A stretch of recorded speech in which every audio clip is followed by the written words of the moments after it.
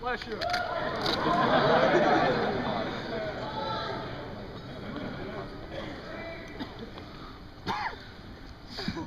Damn, this is easy. Easiest crowd I ever had. Okay. Ladies and gentlemen, my name is Sam Conway. I'm known in this fandom as Uncle Kage. I'm the chairman of this organization. I want to thank each and every one of you for being here tonight.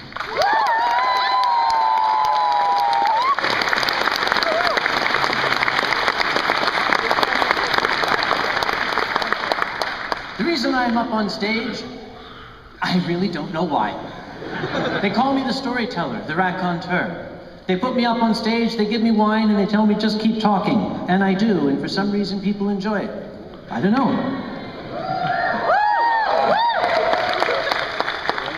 So what I do is, I tell stories. Stories about places I've been, people I've met, things that have happened to me. Many of the stories tend to arise out of the fact that I'm chairman of this organization. I made a recent twit on that twit thing that you kids like so much. It's a bit of profundity. I occasionally have those. I like getting new stories. I don't like the getting of new stories, if you understand what I mean. For example, many of you have seen me running around with this radio earbud sticking out of my ear. It's attached to a brick in my pocket. It doesn't actually make any sound. It's just a thing for comfort for me. I have 200 staff members here, all volunteers. Not a one of them is paid. Let's hear it for these guys.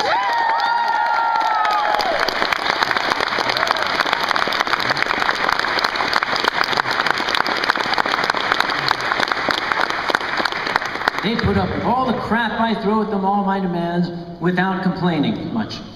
And for no pay. I like to keep in touch with them. I like to hear what they have to say. And that's where the radios come in. Little things like, oh, Uncle Kage, there's a fursuiter in the lobby who's on fire. What a dreadful thing, I shall say. Has anybody considered putting him out? We tried. We threw your wine on him.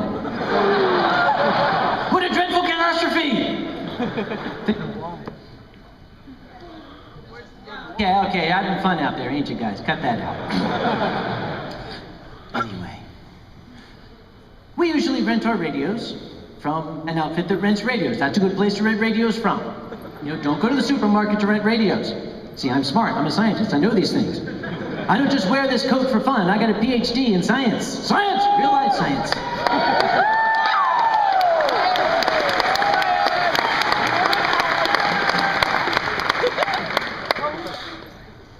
We decided to go for rental from a place in Philadelphia, which is my hometown. We called them up and we said, hi, we're going to have an event in Pittsburgh. Can you rent us radios for our event in Pittsburgh? They said, why, certainly, we can rent you radios for your event in Pittsburgh. How many radios would you like for your event in Pittsburgh? And I said, 60 would do, maybe 65. We can share them, you see. So they said, that's fine. We can rent you radios for your event in Pittsburgh. Here's how much it will cost. I say, my, that's a very good cost. I can afford that for my event in Pittsburgh. Let's make a deal. So the day came, my amazing logistics crew, the Stuff guys, they drove out to the place in Philadelphia, and they went, hi, we're going to take the radios to Pittsburgh. And the guy said, oh, you're the guys going to Pittsburgh. Here's a big box of radios. Have fun in Pittsburgh. We drove to Pittsburgh. We got here, we opened the box, we turned the radios on, they didn't work. We called the guy. We said, what's wrong? The radios don't work. He said, aren't you in Philadelphia? I said, no! He said, oh, our radios only work in Philadelphia. That's when the twitch starts in the left eye. You see, even people who aren't from this state know that there's a difference between Philadelphia and Pittsburgh. It has been said, the state of Pennsylvania, I'll give you a geography lesson right now. State of Pennsylvania, easy stuff. Philadelphia on the right, Pittsburgh on the left, Alabama in the middle. We don't worry about that. You can tell the Pennsylvanians out there. You guys from Schuylkill County, I love it. Anyway. So we didn't actually have any radio communication, which put me on edge at first. Some of you might have seen me Wednesday night looking like this. That's why. Because there was no noises in my ear. I always cursed the noises in my ear. How many years? No, the noises in my ear. I want them to stop. I want them to stop. And when they stopped, I missed them. Please, to me. I want to know where the fursuiter is on fire, so that I may rescue my wine. German Riesling, by the way, Mosel Valley, the most fantastic stuff in the world.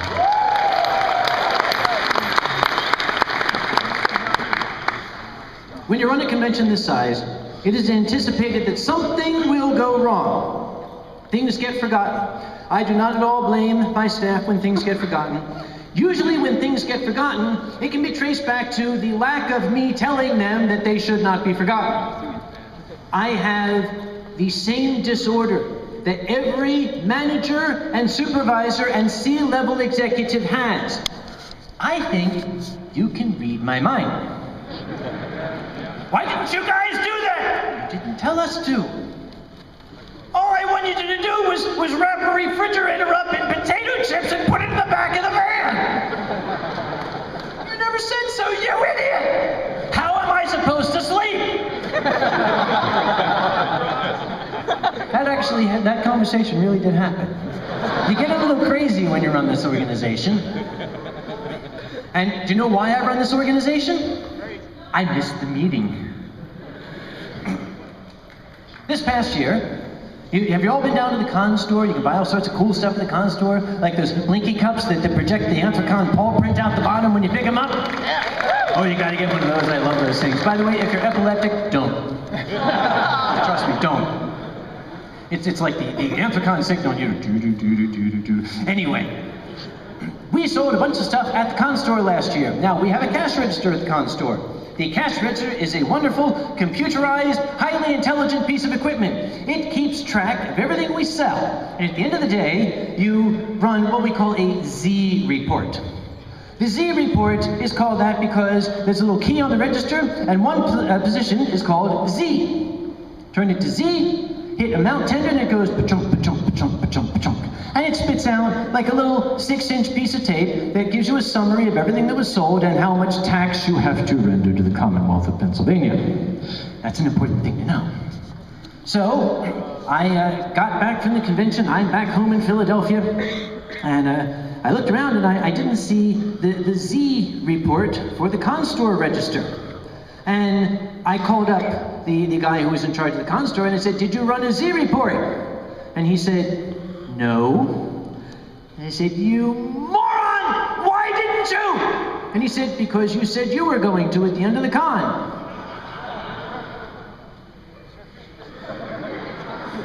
Don't lay this on me!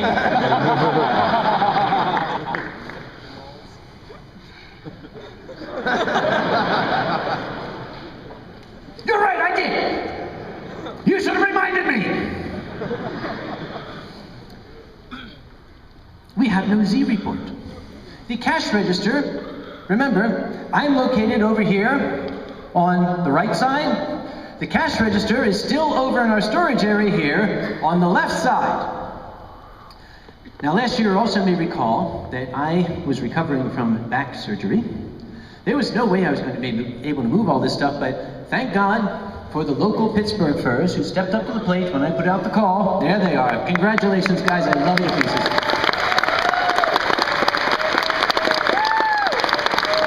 Salt to the earth, everyone, let me tell you. They agreed to meet me at the storage locker.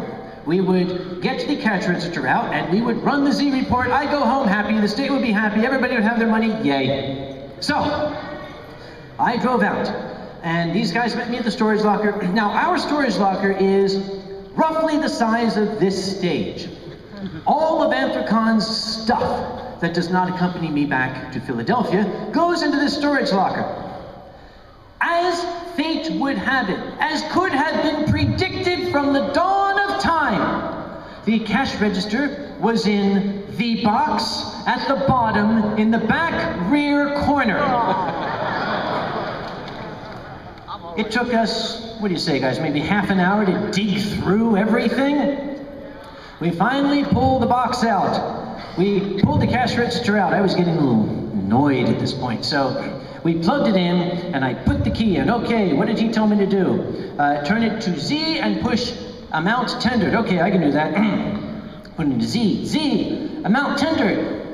And the computer screen flashed up the bizarre, strangely coded sequence, Mot Pass.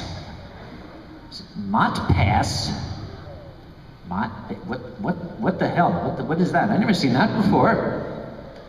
Some guy said, well, try hitting clear. I said, I don't want to do that. He said, well, I don't know what Mot Pass means. We kept turning it off, turning it on, turning it off, and pushing it, and we kept getting Mot Pass. So I said, well, maybe we should try some other key that's not clear, because that frightens me. We pushed another key, and this time the computer said, erreur frappée. Oh, I recognize that. That's French. I speak French. So does the register, apparently. Erreur frappée means key error. You struck the wrong key. Mot pass, mot pass, password. It wants a password. I did not give it a password. I called up the con-store manager, got the poor guy out of bed on a Saturday morning, said, what the hell's the password? He said, I didn't give it a password. I said, it wants a password. And somewhere in the last 2 weeks, somebody taught the damn thing how to speak French. It was not speaking French when I left the convention. He said, well, honestly, I didn't do anything to it. It was working fine. I said, well, what the hell happened? Is this a Quebecois cash register? It has been trying to set up its own distinct society in the storage locker.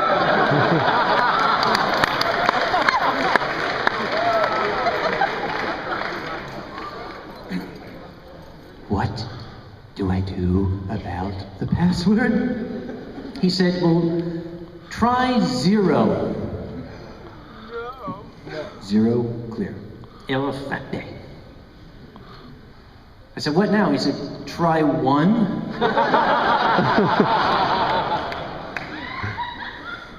Erreur frappée.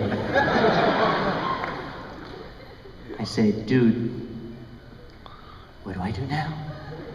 He said, try 2. 2. Accepté. Whoa! Holy shit! Yeah, that's it. Somebody write that down before I forget. The password is 2.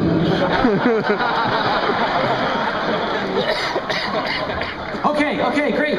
All right, okay, let's turn it to, okay, Z, and we push amount tendered, mot pass, here you go, 2, and it starts going ka-chunk, ka-chunk, ka-chunk. Remember, I'm waiting for my little 6-inch thing telling me everything. It's going ka-chunk, ka-chunk, ka-chunk, ka-chunk, ka-chunk. Ka-chunk, ka-chunk, ka-chunk, ka-chunk, ka-chunk. And what's written on it is not English, it's not French, it's not of this earth. It's some bizarre alien Martian lingo. I got the con-store manager back on the phone and I said, dude, your register is being extremely difficult with me. He said, well, that's just like the French.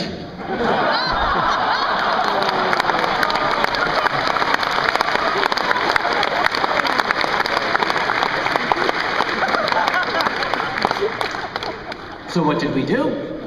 The register keeps what we call a journal tape. It keeps a copy of all the transactions. Some poor schlub had to go through by hand and say, okay, 1 t-shirt, another t-shirt, 1 thing, but we were eventually able to figure it out. It did not make me happy. I got a story out of it. Remember what I said? I like getting new stories, but I don't like the getting of new stories. By the way, if you think that the stories I tell are not true, go find those Pittsburgh guys. They'll tell you it happened exactly like that. Didn't it, guys? Thank you, one person.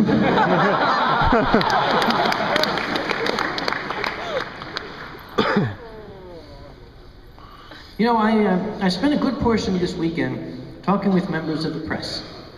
We got some very friendly press here. We like the Pittsburgh press. They were asking me the same question over and over. Why? Why this? Why animals? What is the allure? What is the attraction? I think I've gotten very good at answering that. Let's face it, eons before, our ancient ancestors bothered to look at the lights in the sky. They were asking one another what stories the wolves told each other around their fire. We have, for millennia, tried to comprehend the animals with which we share our world. And the only way, in our very, very limited human way, the only way we can try to understand them is to try to picture them as us. And that is the basis of furry fandom. We are basically taking that animal world, that world that we can never actually be a part of, and just kind of projecting ourselves onto it in an effort to understand it better, but it has the strange effect of helping us to understand ourselves even more. Has anybody else noticed that?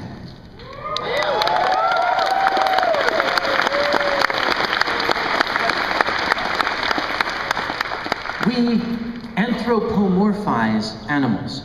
That's what we do. We look at an animal, and that's what it's called, anthropomorphization. You think of it as a human being. You give it human traits. It is a very natural human thing for us to do. I worked with birds of prey many, many years ago. And that was actually something that led me to meet some of my best friends in the world. I was in wildlife rehabilitation when I was living in Vermont as a graduate student. And I happened to meet at a furry convention Mercedes Lackey and Larry Dixon, science fiction authors and artists. They were at the same convention. They invited me to come out to their house in Oklahoma. They are also wildlife rehabilitators. They are the masters of anthropomorphization because they write stories about these critters. They asked me, as a matter of fact, back about 10 years ago to write a story of my own. Here's the plug. A little book called Flights of Fantasy, a collection of stories about birds of prey. Mine's in there, you can read it. I won't tell you how it turns out. But I will tell you only this. I asked the question in the story, let us take a hawk. I know hawks very, very well. If you were to take a hawk and you were to give it human intellect, what would it be like? Take it from me. Nobody knows hawks better than me. If you gave a hawk human intellect, it would be an asshole. Hawks are assholes. I'm sorry, they are. I'm sorry, guys, they are. Misty and Larry also like to keep other kinds of birds. They like the cetaceans. They like parrots. They've got a whole house full of parrots. It can make it a challenge when you go to visit them if you like to do things like sleep. You don't need any sort of alarm in that building because each parrot, and here maybe I am anthropomorphizing, each parrot has its own personality. They all are fans of different things. There's one parrot likes his own voice. He likes to hear himself scream at top volume. That's his favorite hobby. Another parrot, his cage is located right next to the television, and he is completely enamored of James Earl Jones. Yet another bird, his cage is located next to the telephone, with whom he has frequent conversations. You cannot sleep past 7 a.m. in Misty and Larry's house because right at the stroke of 7, it's coming out. This is CNN.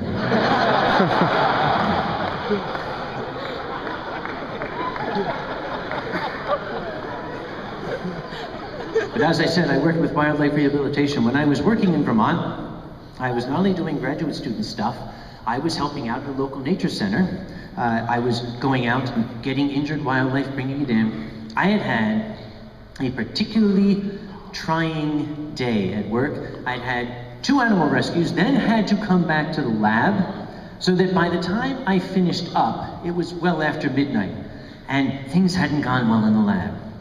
One of the greatest things that you can come home to on a trying night like that is a cat. I had no such cat, but my landlady had a cat. He was not my cat, but he figured I was his. I remember him, his name was Irish, big hulking cat. When I moved into a little room in the back of her house, I heard a knock at the door. Yes, I'll repeat that, a knock at the door. And I opened the door, and this cat just sort of muscled his way past me, walked inside and said, okay. I like what you do with the place. And that's where he stayed for about the next 3 years. Landlady's cat with me. But he could always tell when there was stress in me.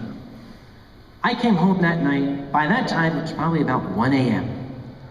And I was walking, trudging really past the front step of the house. And I sat down on the step just to take a breath and try to wrap my head around everything that happened that day. Right on cue, Irish came kind of trotting up to me. They say that when you pet an animal, your blood pressure goes down. There's a measurable effect. This too is that strange bond that human beings have with animals. You know, they are actually therapeutic for us. This is a medically known fact. So I kind of started, he loved it. You know, the ear thing, you get behind the ear, and I'm like, doing this. And I start talking to him. He's not a human being, but we anthropomorphize. I was talking to him. And I was telling him what had gone wrong in the lab, how the reagents had cracked out, and I was scratching his little ears here. And just then, Irish walked around the corner of the house.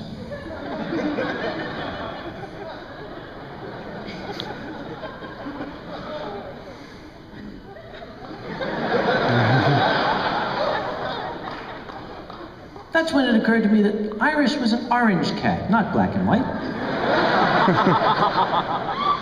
I looked down, and this black and white animal, with a long stripe down its back, was looking at me saying,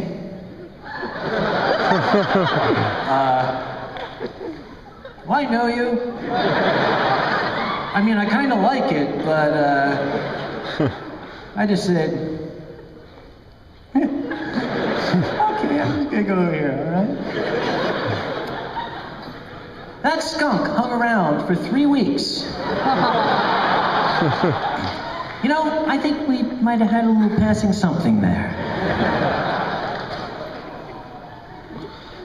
Very, very recently, I had another wildlife encounter. This one does not have a happy ending, which is sad. Not all wildlife encounters do. As I said, their world is theirs, we encroach upon it. The two never really can mix.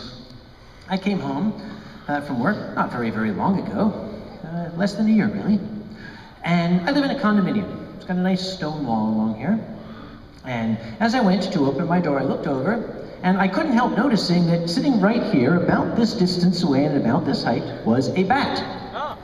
He was just hanging upside down on the wall, just hanging there, staring down at the ground. And I was like, whoa! Dude! And he said, yeah? I said, dude, you're a bat! And he said, duh.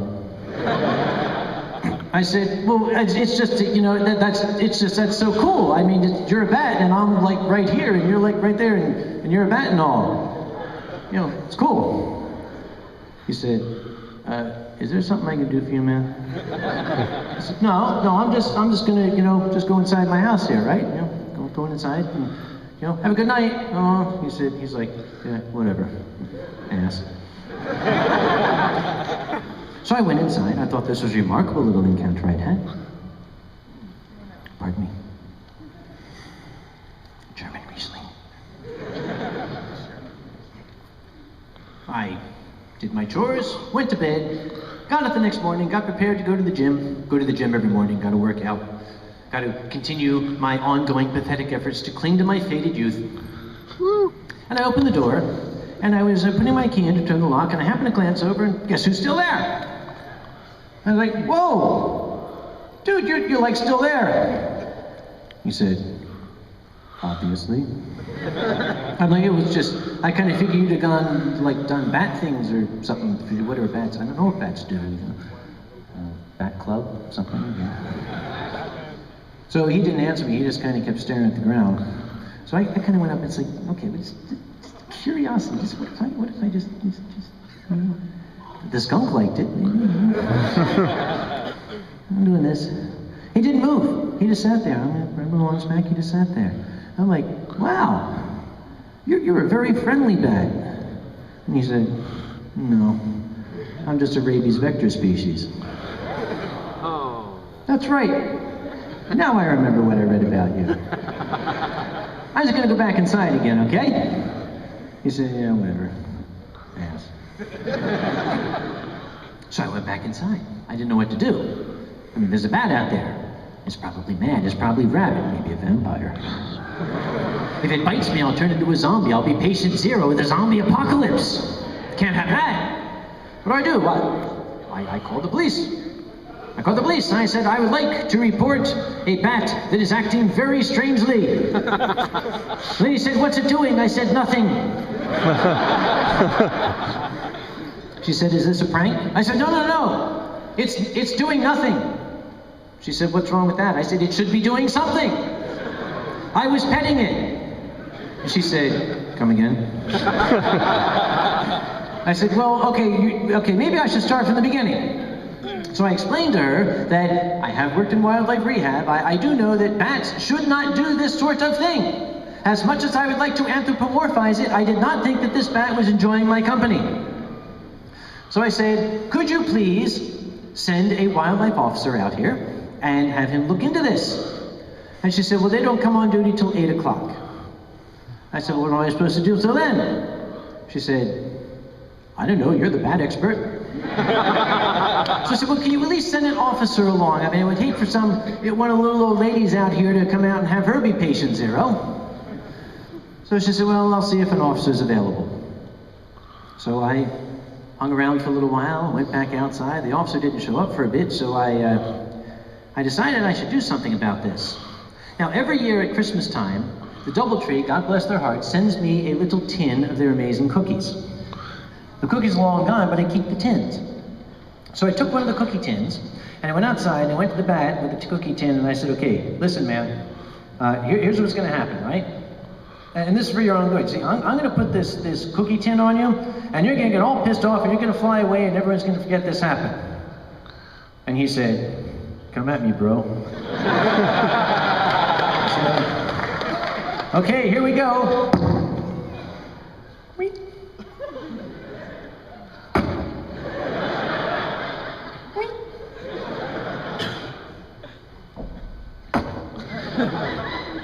I just held it there. I put my ear up to it. And he said, dude, there's no cookies in here. I said, that's what I was trying to tell you. This is not going to end well. So I carefully put the lid around, and I had him now in the cookie tin. I thought, well, I will take it to work. And I will leave it in my office, and then I will go to the gym. This would have made for a much more interesting story if logic had not suddenly intervened. Because I'd go to work, and poor old Matt Malloy, he'd come in and say, oh, look, cookies. I had best not do this. What shall I do? Well, just then a police officer came up. And the police officer came up, I said, officer, he said, oh, cookies. I said, no. I have apprehended the perpetrator. And he looked at me and he said, we don't really say that. I said, yeah, I like TV, I'm sorry, here. Could you take it along with you, and I know this is going to be bad, but do what you need to do, okay? He said, okay. He started getting his car, and I said, oh, don't leave it in the squad room, because I know the dispatchers like cookies, too. I really wish that story had a better ending, but, well, you see, you must understand, this comes from a desire to help. That's why wildlife rehabilitators want to do these things. We want to help. Have you ever heard the expression, you always get these people, these poetic people say, "The animals instinctively know when you're trying to help them." You know what? They do. They don't care. They don't want your help. They don't need your help. Leave them alone. But we still want to help. You know, I think that's a furry thing, because we as furries want to help. We have a need to help out others. Don't believe that? Ask Fernando.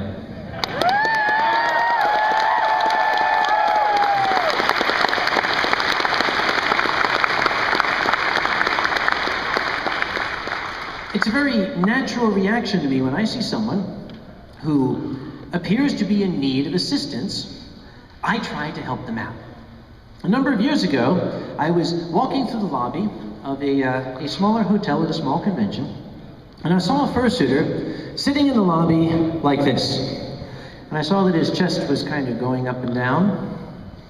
And I went up very concerned and I said, "Are you okay in there?" And he said, "Yeah, I'm just a little hot." I said, "Well, can I get you some water or something?" He said, No, I'll be all right." That's the last thing they always say. I don't know why. "Yeah, I'll be all right." Then they're done. So I was worried. I said, "Well, I gotta get you something. I know. How about I go get you like an ice cube from the bar? I'll get you an ice cube. You can like suck on it. It'll get you some water and cool you down." He said, yeah, let's do that. So I ran to the bar. I said, "Give me an ice cube." He gave me an ice cube. I put in a little cup. And I went to the fursuiter. He's got this big, happy husky muzzle, right? So I said, "Okay, tilt your muzzle back." He tilted his muzzle back, and I said, "Okay, I am going to drop it into your mouth. Be prepared, right?" So I dropped it. I've always had really piss poor aim. I saw it bounce off his chin and go down inside his suit. This was the origin of the fursuit dance competition.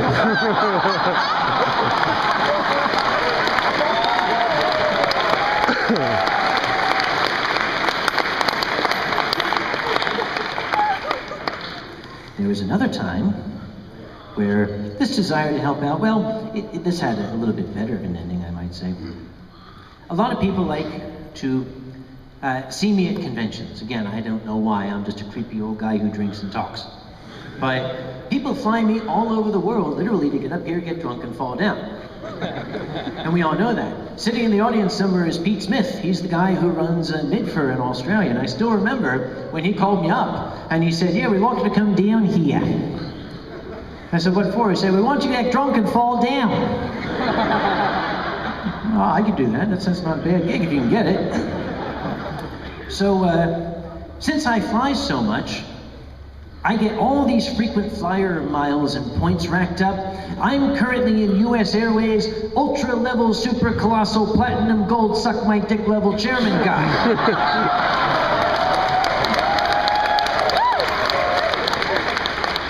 Believe me, at my age, I take it where you can get it.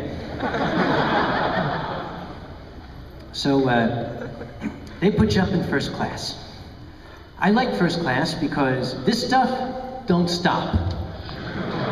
They got like an extra fuel tank filled with it and just a hose at the front. And the flight attendant doesn't even bring a bottle, you just see her bring the hose.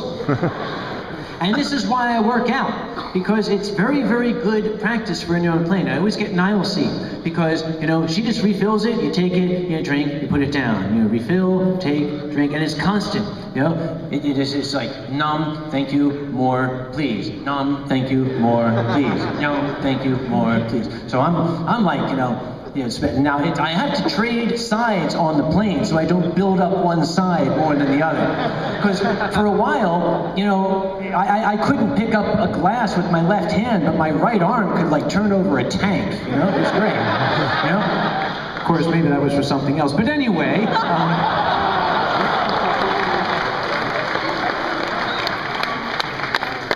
Thank you. So I'm sitting up there, and before you take off, they already start you out. So I'm doing the limber up here, doing this. And as I was sitting there, I got a bad habit. It's sort of an unspoken rule with first class customers. You're not supposed to make eye contact with the other people going by. Because the other people, they're going back there. And you notice, watch this, when you go into the first class cabin, everybody else will be reading their Gentleman's Quarterly and their golf magazines. Not me.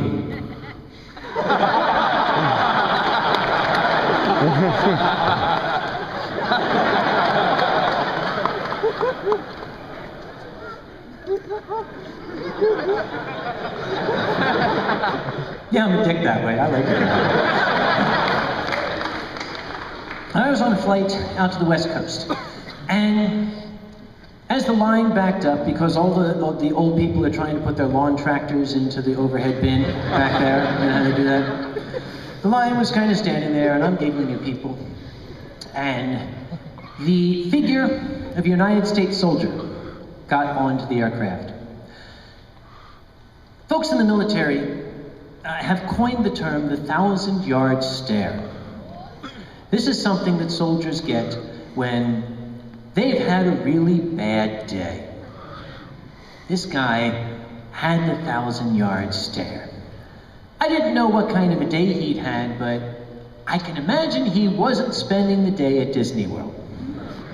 He was wearing desert fatigues. You know, he obviously had just come from something busy.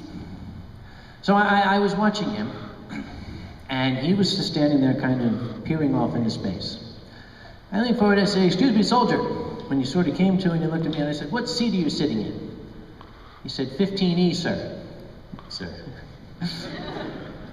I said, "Suppose I send a drink back your way." He perked up immediately and said, "Yes, sir." I said, "That's a good old American boy. That's how I like to hear."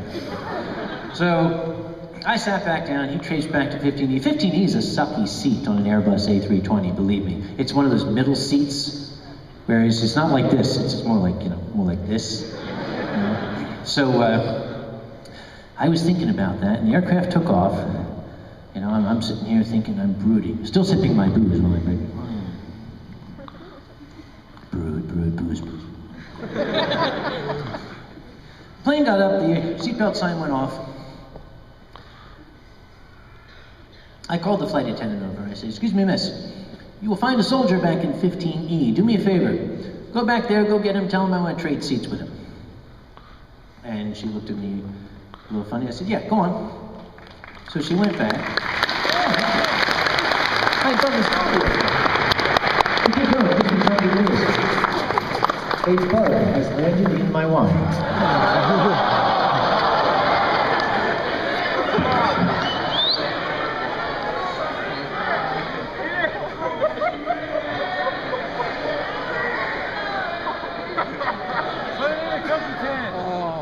Shame on you. This is a kindred spirit. Fly, be free. The rest of you piss off, that's mine. The soldier came up, holding his rucksack, looking a little confused. I stood up and I said, "Here, have a seat, this one's yours." He said, I said, "Now, look, listen. They put my fat ass in that seat because I fly a lot. I don't know what the hell you've been through this week, but whatever it was, you deserve this seat a lot more than I do. Sit down, the booze is free, have fun."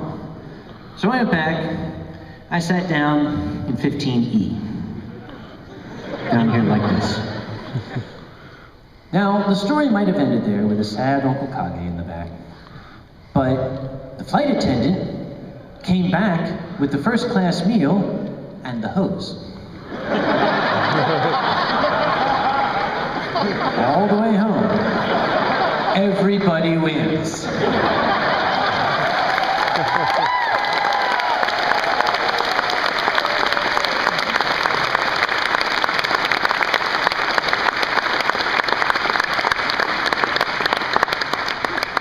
All the people around me were saying, "That's a remarkable thing that you did.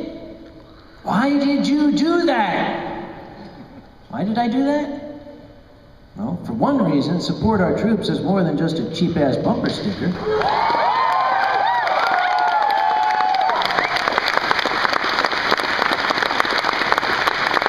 And for another thing, I'm a curry. That's what we are.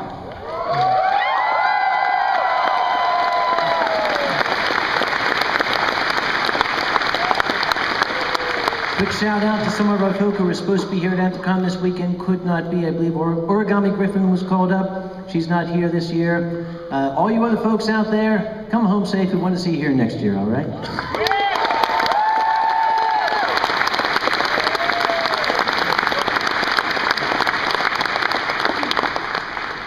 Some folks may know from hearing me blither up here for many years, or for reading my ancient website, which I haven't updated since 1999. Someday, maybe, when I have time. You're right.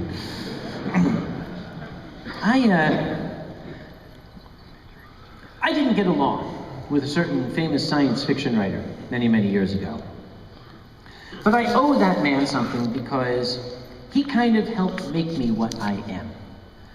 Uncle Kage has this reputation, you know, Uncle Kage tries to talk to people, he tries to give people time. One famous science fiction writer who basically bitch slapped me when all I wanted was his autograph and made me feel terrible. Some of you know that story, but many of you may not know another story that took place when I was 16 years old.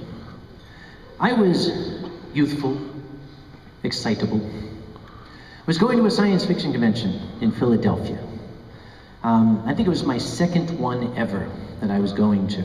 I was there with a bunch of friends, and at one point I got into the elevator, and I heard a voice shout, "Hold that door, please." So I held the door, and a tiny little man about this tall got onto the elevator. And the doors closed, and I looked down at him, and I saw he had these big mutton chop sideburns, and I said, "Holy shit, that's Isaac Asimov."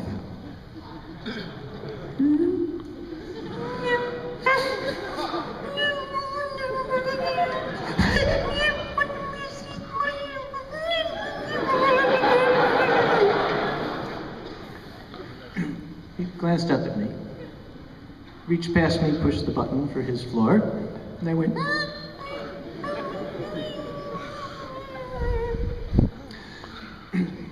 nothing was said other than that. All the way up to the 24th whatever floor he got off at, I barely remember that.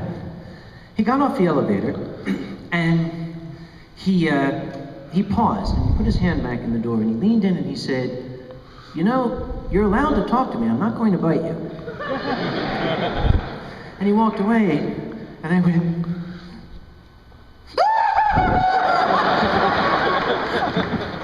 "He talked to me. I'll never wash this face again."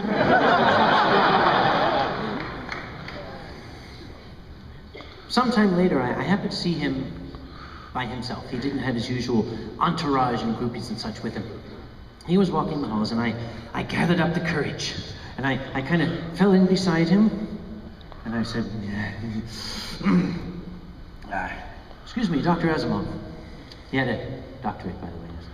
And he paused, and he looked up at me, and for a moment there was lack of recognition. And then his eyebrows went up and his face brightened, and he said, "Oh yes, the sweaty man."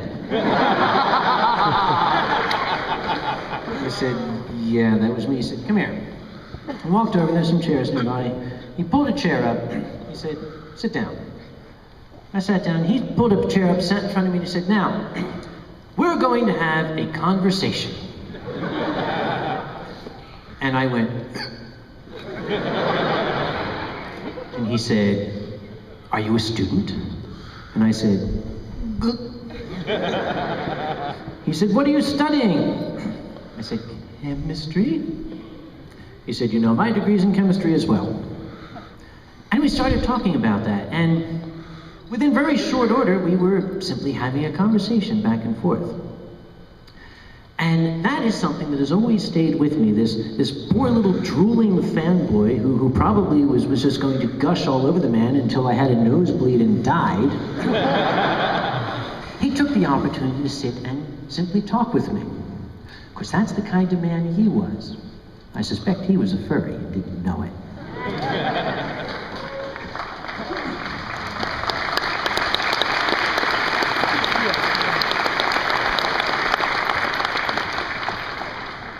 So I try very hard not to upset people.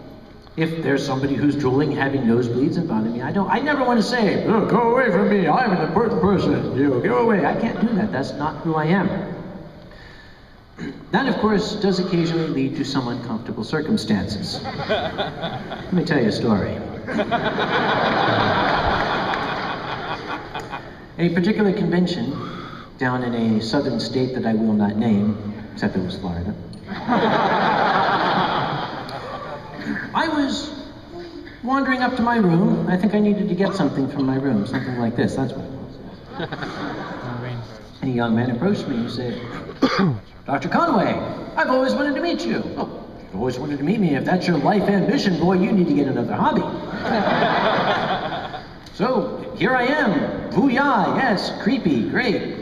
So, he shook my hand and we started having a wonderful conversation. I found him learned, I found him erudite, I found him well-spoken. I liked talking to him. This was a good conversationalist. I enjoyed his company. So I said, well, I'm heading up to my room to get something. Why don't you walk with me? We shall continue talking. And we talked about various things, the state of American education. We agreed on many things with that, this and that, cabbages and kings, all those wonderful, wonderful little details of life. We got to my room. I pulled up a chair. I said, well, let's keep talking. I am having a lovely conversation with you. And we chatted and we chatted. At some point in the conversation, he very abruptly paused and he said, say, do you know what the Baker Act is? I said, the Baker Act? No, I confess I don't. So he said, well, look it up on your computer. I have my little lappy top over here, so I turned it around, Baker Act. Oh, that's interesting. A very controversial law in the state of Florida. Pardon, that, in short, there's many nuances to it, but the gist is, and this is where the controversy comes from, the gist is that it allows a police officer to arrest and detain a citizen on the simple suspicion that this citizen is mentally ill. Well, that does not sit well with many good red-blooded Americans. There's something about infringing on freedom there. And I said, well, I can see where the controversy comes from. And he says, yes, they've been victimizing me about that for weeks. Every single day, cops are grabbing me and shooting me full of drugs and throwing me into a little cage. And I said, how utterly terrible. My, look at the time. I think we have to go downstairs now. Let us go downstairs to where all the other people are. And we'll continue our conversation there. It will be lovely. Well, as we walked out the door, he was getting more and more agitated and describing the hideous things, this little 3x3 cage they put him in, and were shocking him with electrical sticks and shooting him full of thorazine and leaving him a drooling idiot. And I said, when's it gonna wear off? And we went down into the elevator, and these little kids got on the elevator. I'm thinking to the guy, don't talk, Chris, don't talk. We got downstairs. And he was now practically raving at me, frothing at the mouth, telling me how awful this was, and cops are aliens from outer space who are trying to steal our juices and all this stuff. And I thought, oh my God, what am I gonna do? So I tried a little trick. And I apologize if I've done this to you. Don't take it personally. It just means I had to get away from you and didn't want to hurt your feelings. I went to the main stage and I said, oh, I have to go in there now and get something that I need. But since it's the main stage, I will go in all alone. So thank you for conversing with me. I will go in now, goodbye. And he said, it's okay, I'm security at this convention. Okay. It's great to have volunteers and everything. So I went in, and this guy walked in with me, and he's just getting incoherent at this point. I could barely understand what he was saying, and he's waving his arms and just being completely manic, and I didn't know what to do. And just then, dear friend Yappy Fox happened to walk up to me. He helps run that convention. He walked up to me and he said, Sam, can I ask you something? I said, yes, you may. Ask me this incredibly important and highly private question all the way over here. And we walked over here, and the guy came and said, give us a second. This is, highly top secret convention business stuff and everything. We walked into a little breakout room around the corner. And Yappy asked this question. I said, what is it? He asked this question. I said, no, you can't get herpes from doing that. Look, this guy I think he's totally crackers. I'm getting scared of him. I've never dealt with this before. What am I gonna do? Just then the guy walked in the room. I said, wait! We're still talking highly top secret, government alien conspiracy convention stuff. Be right with you. Help me. There's a back door. I see it there. It goes back through we call it back of house. I said, spirit me away. So we went into the back. We're going through the maze, the labyrinth. We passed a minotaur. Hey, how are you? And we went outside. Out in the Florida sun, around the hotel, all the way through the parking lot and back to the front lobby. And when I told Yappy this guy had claimed to be security, Yappy said, no, he's not. That's when I said, okay, my amusing story has just become your problem. This is something we have to deal with. He said, file a report with our security, our real security people. So I went to file a report with the real security person, and he was writing in the notebook. I went up and I said, hi, I have a story to tell you. He said, give me a second. Oh, sorry, I stepped back, and he's writing in the book. I looked down, and I happened to see this guy's badge name. I said, oh, you must have heard what happened to me. And he stopped. Said that. He said, no, what happened to you? I said, listen, when you're done writing, I want to fill something in on the same page, all right? And I watched what he was writing. Apparently, he had found this mysterious person wandering around back of house looking for someone. Now I was getting concerned. Yappy said, don't worry about it, he's probably harmless. I said, it's the probably part that's bothering me at this time. So, I filled in my story, told him everything that had happened, and they thanked me, and I got up and I started walking away, and one of the security guys said, if you see the guy, give us a high sign, point him out to us. I said, sure, I will. And I started walking down the hall, and I came to a bend in the hall, a dog leg in the hall. And I saw a man lying on his back in the corner. And what I said, that instinct to help people when they look to be in distress. He looked to be in distress because his eyes were wide open and staring at the ceiling, and he was muttering.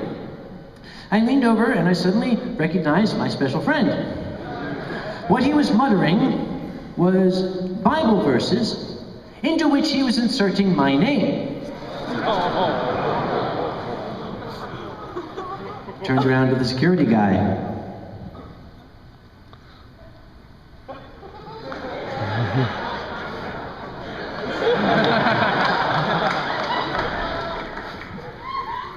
Security guy came over, I went outside. And I stayed outside. And I was talking with somebody, and I heard a god-awful shrieking and screaming and caterwauling and howling inside. And I said, what the hell's that? And the guy I was talking to said, it's a furry convention. I said, I know, but this is more than usual. I started to walk inside. The security guy came by and said, no. Okay, all right. I ran around the hotel, went into a corridor, and was hiding around the corner listening, and it was the same thing. He is now bellowing at the top of his lungs, biblical verses, and inserting my name into the place of God.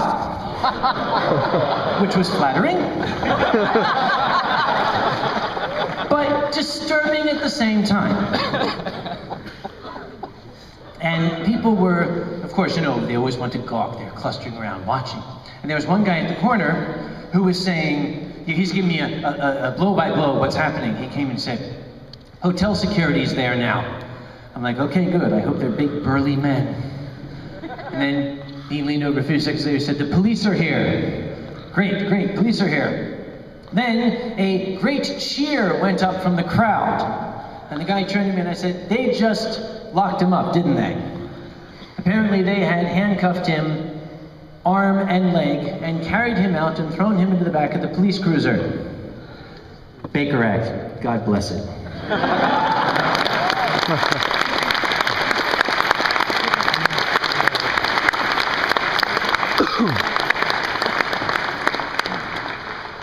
I want to share a tiny little something with you.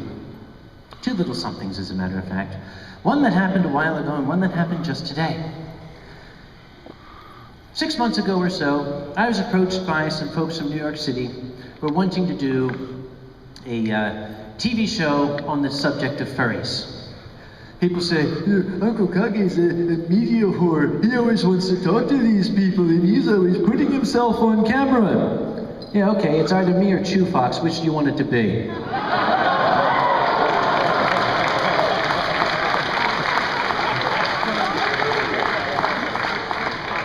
Sorry, babe. I still think you're a bitch, okay? Anyway, so I'm talking to these folks and trying to give them the lowdown. And I'm talking about Pittsburgh, and I'm talking about furries, and I'm talking about all these wonderful things. We were sitting in a little Chinese restaurant, and you can tell when somebody is tacitly listening to your conversation. There's a lady sitting at the next table who was eating very slowly and, would pause so as not to clink her silverware when I lowered my voice to tell them something, dramatic. I thought, okay, she's with them. And when lunch was over, I stood up, the folks stood up, I shook their hands, and the lady at the next table leaned up and she said, "I beg your pardon." And then I said, "Yes," and she said, I couldn't help overhearing your conversation. I said, "Okay, here it comes." I said, "Really now?" And she said, "Yeah, I just wanted to mention, last year I was in University of Pittsburgh Hospital having breast cancer surgery. I was terrified out of my wits, but it made me feel so much better just to see you guys on the TV having so much fun. I just wanted to thank you."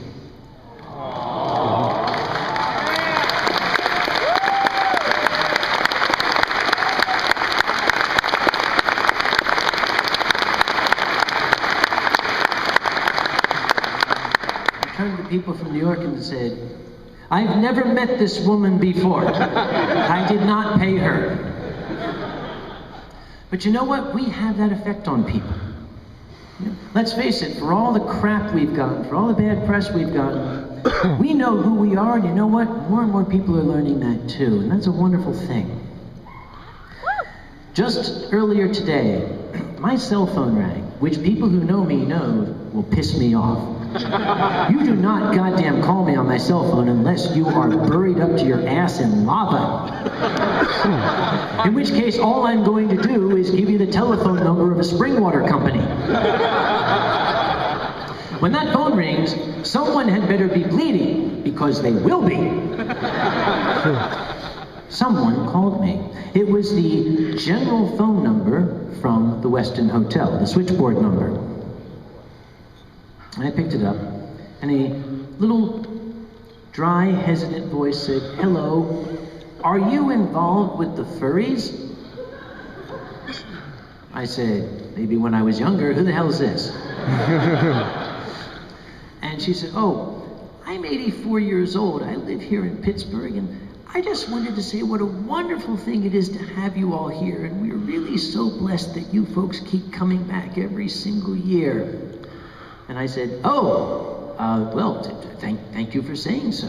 And we had this lovely little conversation where she was just thanking me up one side and down the other just for coming back and having the furries with me. And the funny thing is, that was the third time I heard that this weekend from somebody here in Pittsburgh. Yeah.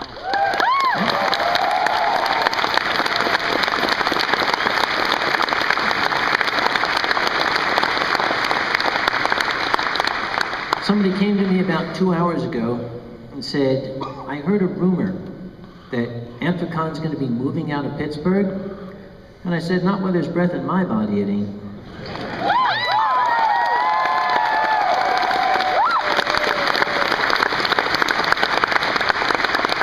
Let's take it from a guy from the right side of the state. This city has got a hell of a lot to teach Philadelphia about brotherly love.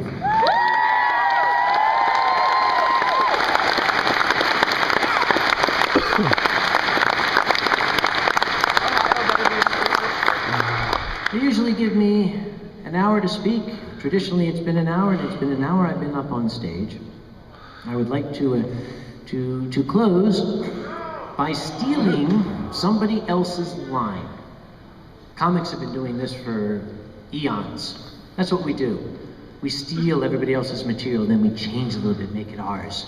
But if I give the attribution, it becomes a quotation, and then I feel better about it. I said comic. Am I a comic? Am I a raconteur? Am I an entertainer, a comedian? One of the idols of my youth, Red Skelton. Oh, some of you remember him. He was one of the funniest men in the world. And he only ever referred to himself very simply as a clown. He said, I'm not a comic, I'm not a comedian, I'm not an entertainer, I'm a clown. And I think in the end, that's what all of us who like to hear people laugh are. There was something he said at the close of a performance once. I saw it when I was really very young, and for some reason it stuck with me to this day. And I think that just as the dreadful science fiction author, as Dr. Asimov, Red Skelton himself also helped to shape who I am, made me who and what I am, completely changed my outlook on life forever. And all he said at the close of his performance was, if someday you're not feeling well, you should remember some little thing I've said or done here tonight. And if it brings a smile to your face or a chuckle to your heart, then my purpose as a clown has been fulfilled. And I very much hope that my purpose has been fulfilled this evening. Good night and God bless.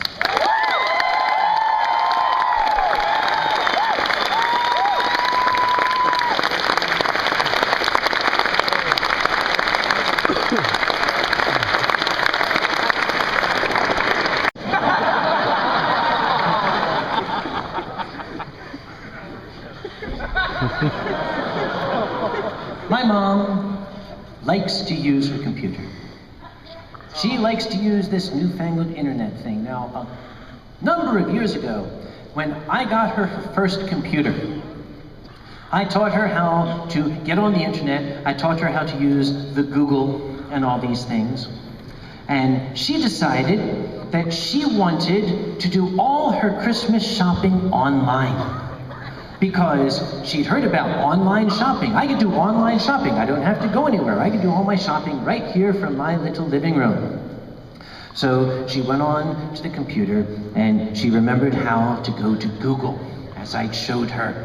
And she went to Google and she said the first person she wanted to buy for was for my, at the time, very, very young nephew, Philip. Philip was a little boy and she wanted to get him something for Christmas. So she got out her notes. Here's the notes that Sam gave me for using Google. Oh, keywords. Put in the keywords you're looking for. Well, I went to get a Christmas present. I went to get a toy for a very young man, so she put in keywords. Boy, toy.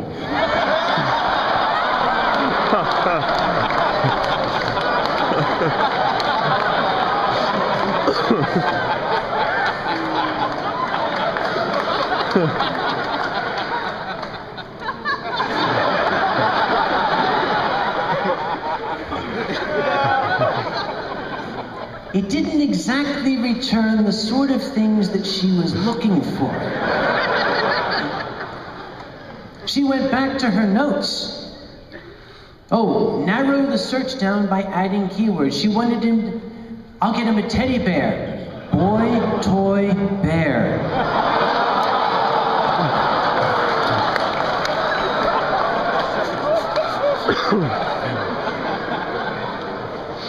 She complained to me when next I saw her, every single page I went to had the same thing on it.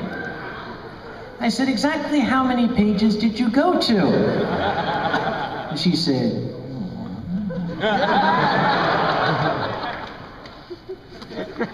I checked her bookmarks.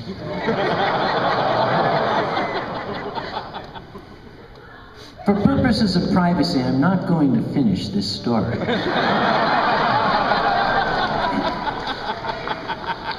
What I might do, though, I would like to ask the indulgence and kind permission. Very recently, two very, very cherished, dear friends of mine got married in Germany. Richard Knight Fox and Tanya Daria.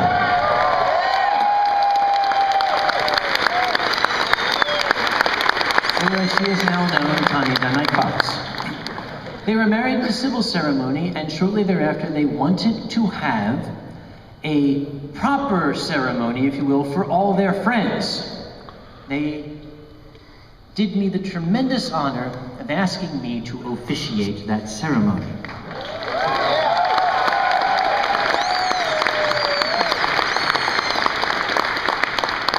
I've never done such a thing before. I thought the appropriate thing to do would be to read a Bible verse or something. I couldn't find one that fit, so I wrote one. Is it all right if I quote it to them? Yeah. Sorry. It's their wedding. So, at risk of turning this into a religious retreat, allow me to read from the book of Snolf, chapter 28, verses 1 through 19. And it was on the third day, upon the mountain known as Bibamus, whereupon Jehoshaphat was to be wed unto Chloe, that a great sadness was upon the people gathered there. For the man who had been summoned to perform the wedding ceremony had consumed all of the wine and lay drunk upon the ground.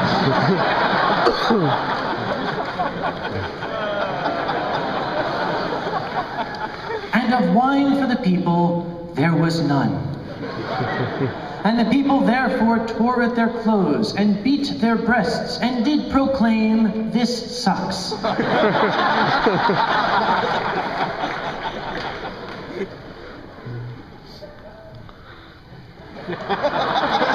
then a stranger did appear unto them, saying, "Take you this, the stomach of a sheep, and place into it some water, and you will witness a true miracle of God."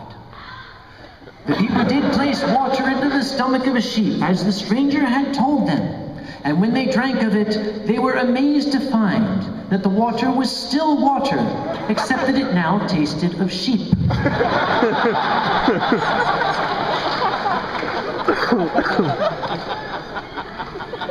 And the people spake, saying, "WTF?" And Jehoshaphat did say, "Who the hell is this guy? Chloe, did you invite him? Not I," Chloe did say. And the stranger was cast out by the people with many pointing things and gnashing of teeth. And as the people hung their heads in sorrow, at that time from the wilderness there did appear a fox. And all those who beheld the fox stood in wonder, saying, "Behold, it is a fox." How cute.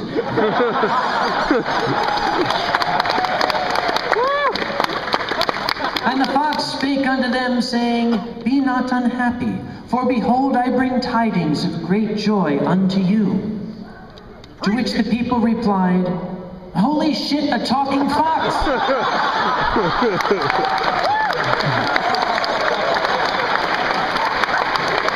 How cute.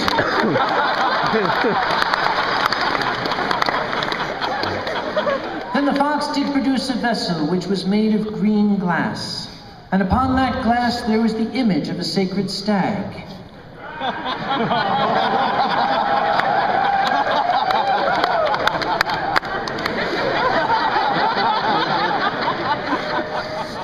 And the fox spake, saying, "Take, drink, and be happy." And Jehoshaphat and Chloe did drink, and their hearts were filled with happiness. To the fox they said, "O fox, we are happy. May we have more?"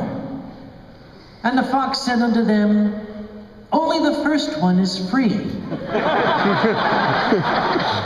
After that, I'm afraid I must charge you. But I can make you a special deal if you sign a quarterly delivery contract for a minimum of 15 cases, and if you sign today, I'll throw in the chiller at no extra charge." And Jehoshaphat and Chloe did sign, and all the people did drink, and all were happy forevermore.